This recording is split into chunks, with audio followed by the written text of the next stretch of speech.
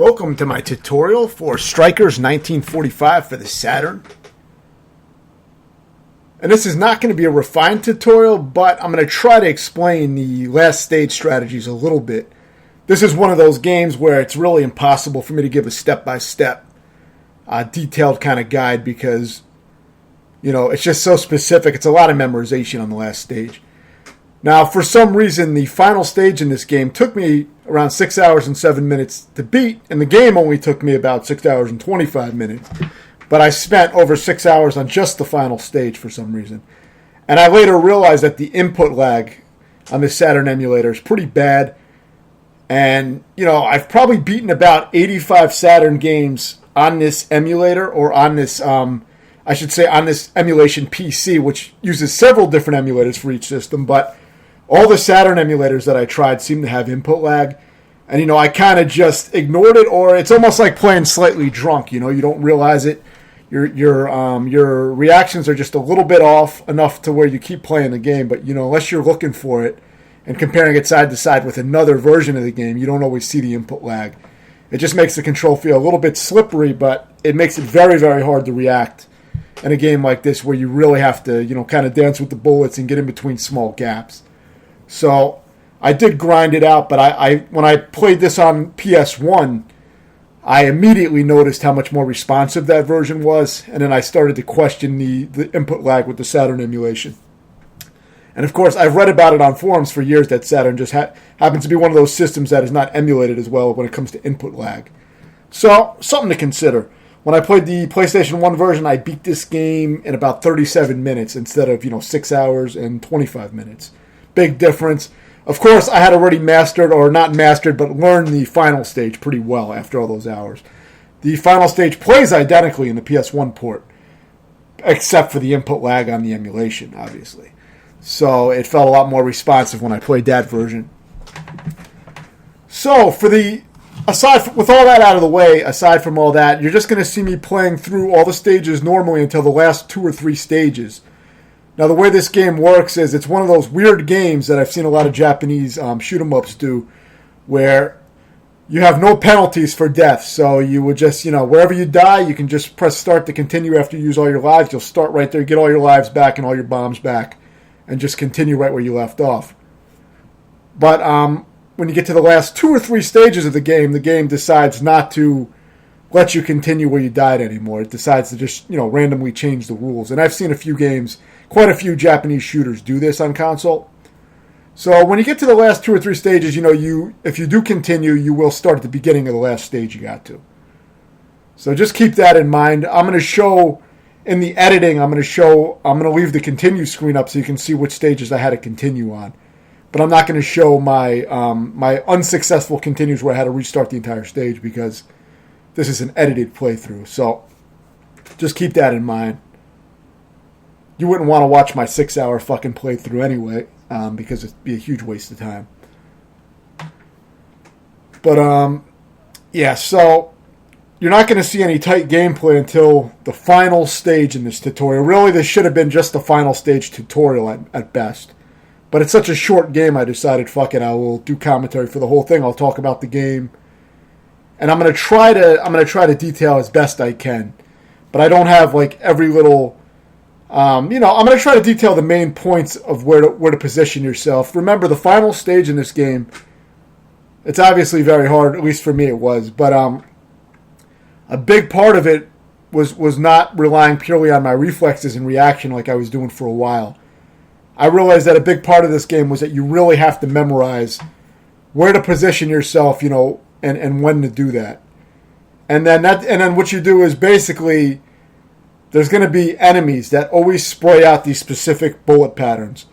And you need to memorize, you need to make a marker on the screen. So use the background as a guide and make a marker on the screen in your mind of where your ship needs to be positioned when a certain bullet spray pattern comes out of an enemy. And it's usually the first bullet spray pattern that you have to be aware of it, because if you're not placed on that first bullet spray pattern, if you don't have your placement right, that's usually when you'll get fucking slaughtered. So once you get the first one, if you can dodge that first wave and you're positioned right for the first one, you can do these little miniature tweaks.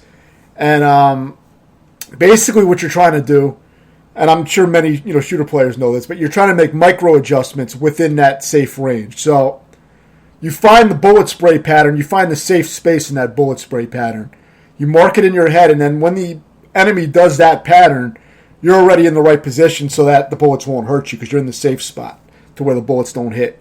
Now, inside that safe spot, you may only have about half an inch or an inch of movement allowed before you bump into the bullets from that spray pattern. So within that, you have to make very small micro adjustments to dodge the secondary bullet sprays, because remember, in these games, there's layers of bullets stacked into each other. So if that makes any sense. So basically, you get your first positioning right, and that's the start of it. But then you still have to micro manage. You have to make these little micro movements within that little safe spot. And you have to do all this, of course, through multiple bullet spray patterns, bullets everywhere, and you have to kind of manage all that. But it starts with just having safe spots memorized. That's the foundation, really. So, when you watch these videos of these kind of games, it looks like it's all purely reactionary, like someone is just reacting to all the bullets. And you can do that to a certain degree when you're experienced with these games, but I imagine even the best players will probably practice a lot and memorize specific safe spot locations and kind of just adapt within those safe spots. Now, I do react to a lot of stuff, I guess instinctually, but not for the final stage. The final stage was mostly memorization, and of course the instinctual part was just making these little micro adjustments when bullets would get close to me. But I also kind of memorized the way that the bullet tendencies, I would say. I memorized a lot of the bullet tendencies of that stage. There's certain tendencies where the bullets tend to be and how they tend to shoot out. So I'm going to try to detail what I can from that, but it was a lot of practice for a reason. It's not as simple as just being in a safe spot for each pattern. Otherwise that would be very easy to explain.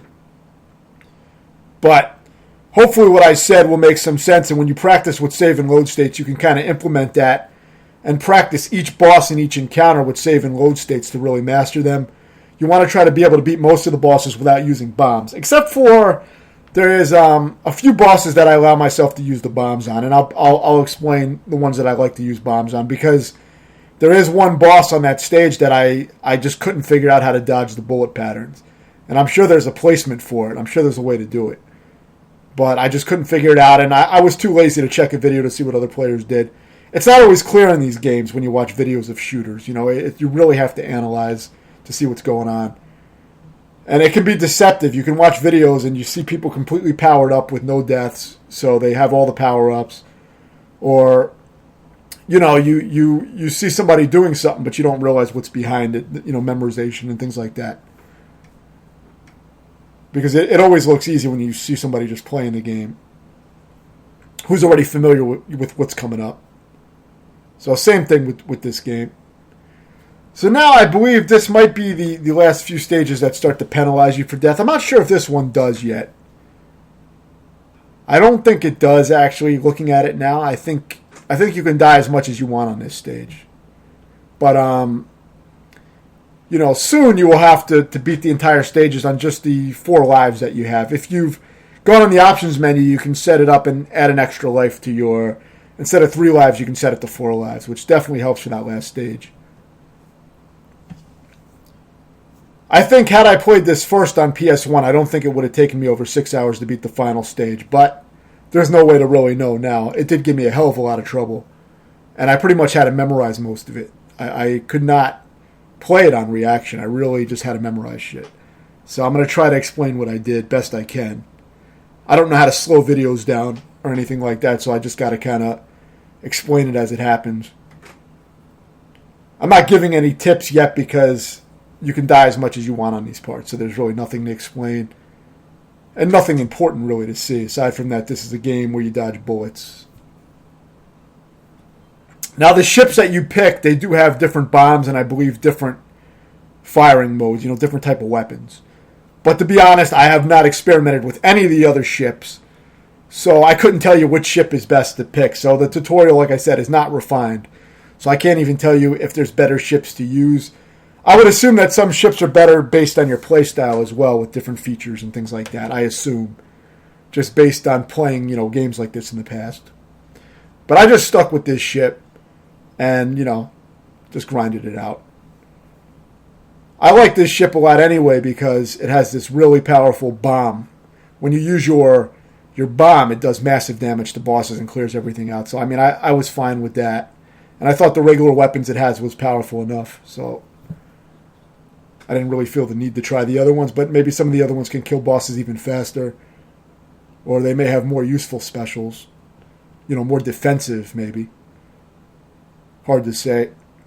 Now, this stage you do have to beat on your 4 default. Well, not default, but your 4 lives. If you set your lives up to 4, you'll have to beat this on those 4 lives. If you do die, you have unlimited continues, but you'll continue at the beginning of this stage. So just keep that in mind. You actually have to do well on this stage. You don't have to do great, though, because it's a short stage. It's really not that hard. You can use tons of bombs to bomb your way through most of it. I didn't even know this stage, and I was able to sloppily bust through. So,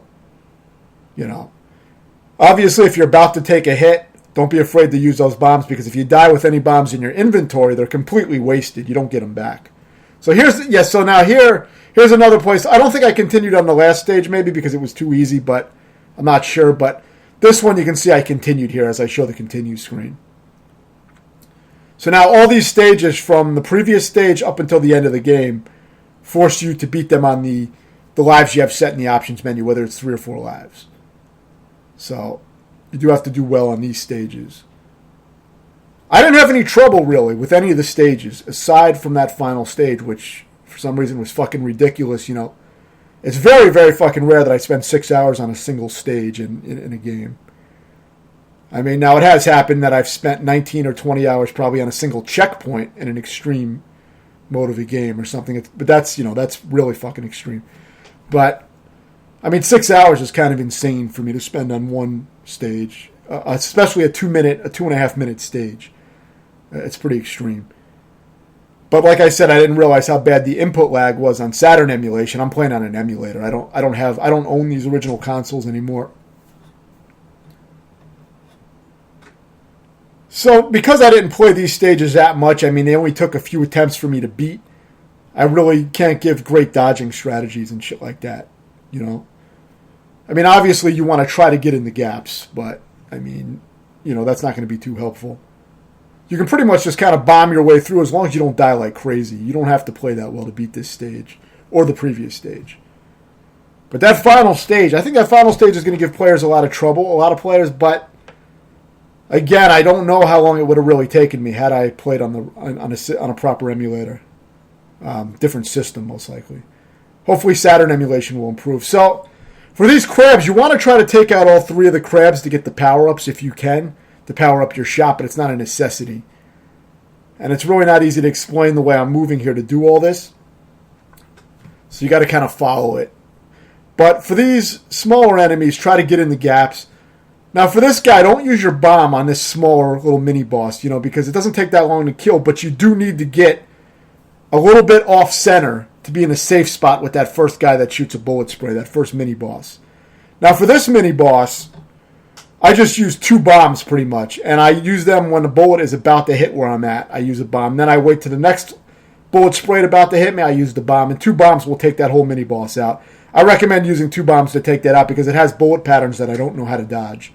Now this guy, you shouldn't use any bombs. You want to get the gaps right and the positioning right. Practice it with save and load states. Try to beat this guy with no bombs used. Because if you can, you want to get to these last series of bosses here with all 3 or 4 of your lives. I think 4 lives. So for this, you just kind of stay offset a little bit and you can stay in the gaps. But when the 2 satellites come out for this crab boss, the satellites that fire at you, use your bomb to clear them out and just continue firing on the crab, staying in the gaps and killing it. Now, this is the hardest form and the hardest boss in the game, probably. But it is doable. You see, I dodged it for a little while there, but it got pretty sloppy. But you can get your positioning down, but I don't really have great strategies for it, aside from practicing it with save and load states and finding where those gaps are.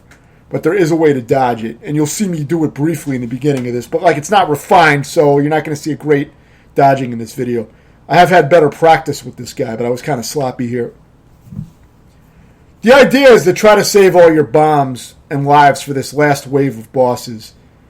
And that way you can kind of bomb your way through this final form as well, because this guy can be tough too. It's very fast sprays of bullets that you got to get into the gaps, but it's very easy to get hit.